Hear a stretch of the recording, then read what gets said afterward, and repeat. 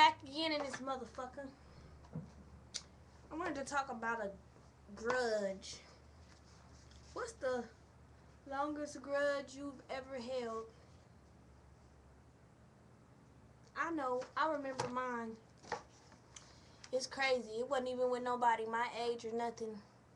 It was with this old lady named Miss Fisher that used to live across the street from my grandma. Like, she was friends with my grandma. She was older than my grandma, actually. She, like, may she rest in peace. She is dead now. But I never forget because we was still having the grudge when she died. You know what I'm saying? Like, and it's crazy because Miss Fisher used to babysit me when I was a fucking baby and shit. Like, I used to go over there. She had, like, this table in her house that was, like, the booths when you go eat at a restaurant shit. That's when I think I had chicken pox over there. She watched me when I had chicken pox. That's when I think I got hooked on SpaghettiOs. That's still, like, one of my favorite foods, SpaghettiOs. And, nigga, she used to feed us that nasty-ass cereal, though. I said cereal. Cereal. Wheaties. That shit was nasty. Mini wheats, whatever the shit that is. But she used to make us eat those. Like, you gotta eat these before you leave to school. That shit was nasty. But anyways, as I got older, you know, I used to do stuff for her, like carry her groceries in. Ride my bike all the way to Timeout to get her some chicken and some coleslaw and bring her back a Coca-Cola fountain drink on my bike. And she would give you a fucking quarter. That would piss you off. But, you know, I still did it every time. That quarter went a long way. And, I mean, basically, we was real tight. You know what I'm saying? We was cool. I did everything for her. You know what I'm saying? Watch her dog when she go out of town. Everything. So, one day, I go over there, you know what I'm saying?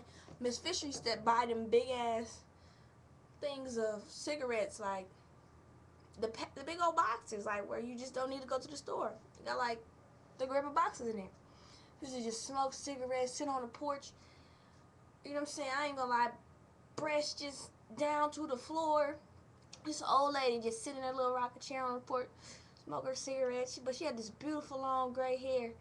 Just not seeing the neighborhood, nigga, you could not do nothing. And cause she would call your grandma and tell. She was like the snitch or whatever. So the grudge one day I was walking on, we just always used to go, everybody just chill on Miss Fisher porch because she did have a gossip too though, y'all. So I'm going or whatever. I don't know how we got on cancer. This was where it came from. Her ass must have told me smoking don't cause cancer. I said, okay. You know what I'm saying? I think I was in high school. I'm like, okay, for one, they preach that to us all the time. For two, I see truth commercials every 2 minutes that come on TV about smoking and cancer and secondhand smoke and so on and so forth. And for three, you're diagnosed with cancer, and I used to sit here and watch you smoke, like I said, big old packs of cigarettes every day. Back to back chain smoking, like a pack on the porch from the time you sat on the porch in the morning to the time the block went in at night. You didn't smoke who knows how many cigarettes. And now that you've diagnosed with cancer, you don't smoke them no more. You know what I'm saying? So whether you saying that smoking doesn't cause cancer, apparently you stopped smoking them because you feel that it will flare it up some more and it will hurt it. She gonna talk about smoking does not cause cancer. That ain't the reason why I got cancer. The reason why I got cancer is because I fell on the bus. She fell on the bus, y'all, and ignited a tumor. So I was just like, are you serious? I mean, we got into a heated, so I kind of held this grudge against this like it got so serious to where she pissed me off so bad. I was like, I will go home and print off information, blah, blah, watch out now, and put it in your face. You know what I'm saying? And she like, no, my grandma like, Marty, just go across the street, just forget it. I'm like, I'm disobeying my grandma and stuff. And I'm like, no. Smoking causes cancer. Like, she really had me so mad. It's to the point, like, when I tell y'all she used to babysit me, she was like another grandma to me. I used to go over there every day, you know, check on her. I stopped walking on her side of the street. I started going on the other side of the street. And, like, I was not talking to her when she passed. May she rest in peace, because I still love her. But I just was really mad at this old lady because she tried to tell me smoking don't cause cancer. And I sit there and watch her smoke cigarettes left and right.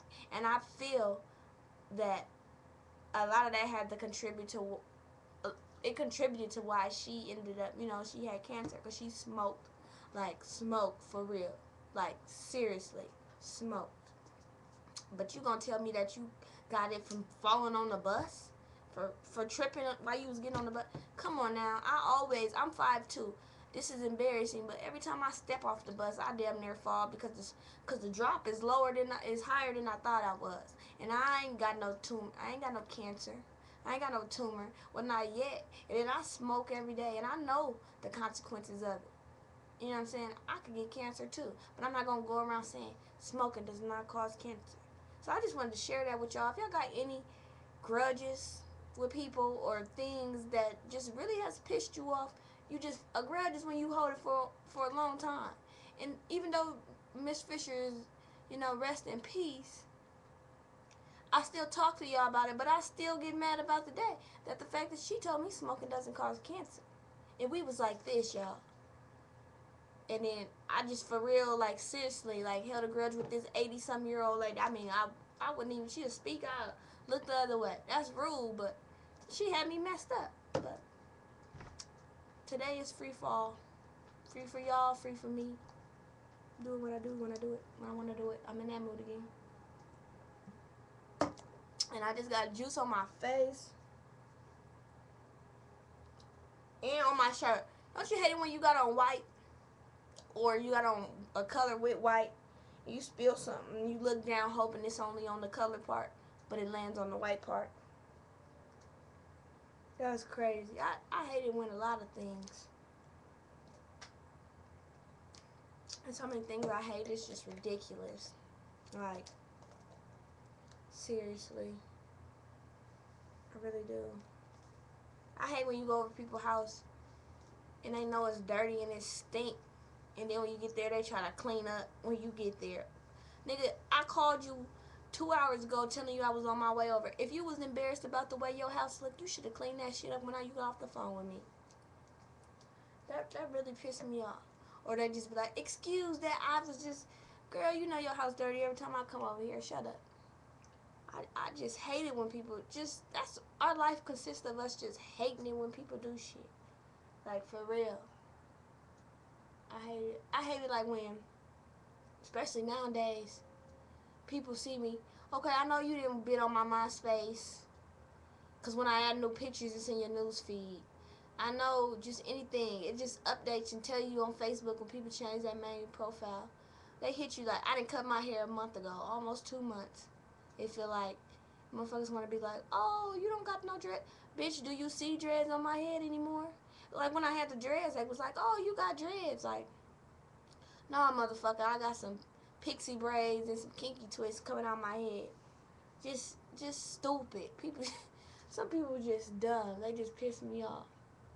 Or don't you hate it when you go over somebody's house or you around somebody who just got a crying ass baby?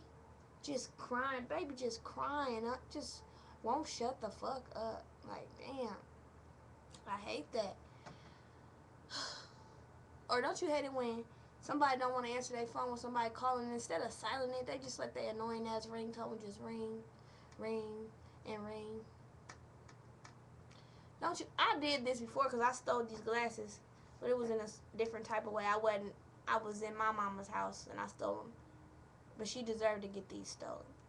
But don't you hate it when somebody come over your house, your crib, and their main purpose over there is to try to steal something of yours, and then they slip up when you in their car or something, and they stole your CD or something, and you see it like, ain't that mine? And don't want to give it back though. They're like, they really beefing with you over your stuff. Or just like letting somebody borrow something, they acting like it's theirs all of a sudden. Like, nigga, you said you just wanted to borrow it to tomorrow or a couple days. It's been a month.